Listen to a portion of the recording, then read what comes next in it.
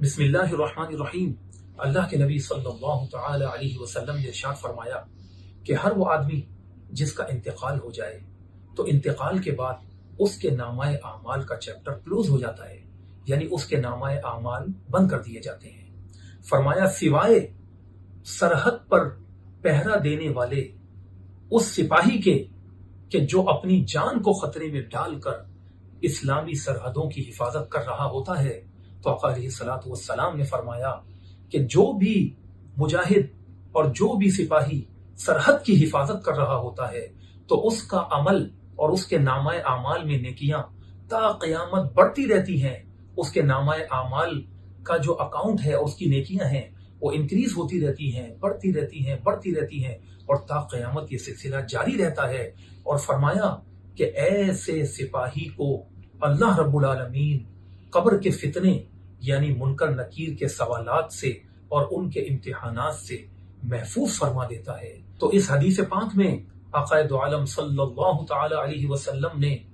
سپاہیوں کی ایمان کی گواہی دی کہ وہ سپاہی جو چاہے وطن عزیز ملک پاکستان کی سرحدوں کی حفاظت کر رہے ہوں یا کشمیر کی وادی میں وہ مجاہدین جو اللہ کی رضا کی خاطر اسلام کے کلمے کو بلند کرنے کے لیے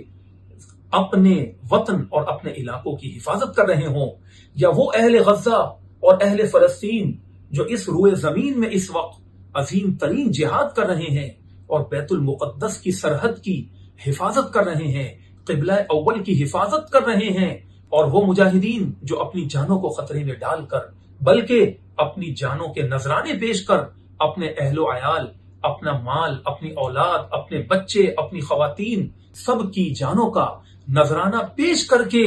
اسلامی سرحدوں کی حفاظت کر رہے ہوں، وہ سب ان احادیث طیبہ کی فضیلتوں میں شامل ہیں کہ آقا علیہ الصلوۃ والسلام نے فرمایا کہ ان سپاہیوں کو ایمان کی بشارت سنا دو کہ یہ عذاب قبر سے محفوظ ہوں گے۔ عذاب قبر سے وہی محفوظ ہوتا ہے کہ جس کا خاتمہ ایمان پر ہوا ہو، جس کا خاتمہ ایمان بالخیر ہوا ہو اور ایمان پر ہوا ہو۔ لہذا اس حدیث میں ہمارے آقا علیہ الصلوۃ والسلام نے سرحدوں کی حفاظت کرنے والے سپاہیوں کی فضیلت اور ان کے نامہ اعمال کے قیامت تک جاری رہنے کے حوالے سے ذکر فرمایا۔ لہذا ہم سب پر لازم ہے کہ ہم میں سے ہر شخص، اس امت مسلمہ کا ہر شخص اسلامی سرحدوں کی حفاظت کرے اور جتنے بھی اسلامی ممالک ہیں ان کے مفاد کے لیے ایک ہو جائیں اور امت متحد ہو جائے اور مل کر دشمن کا ڈٹ کر مقابلہ کریں، تو یقین جانیے کہ ہمیں زندگی بھی ایمان والی نصیب ہوگی اور ہمارا خاتمہ بھی ایمان پر ہوگا۔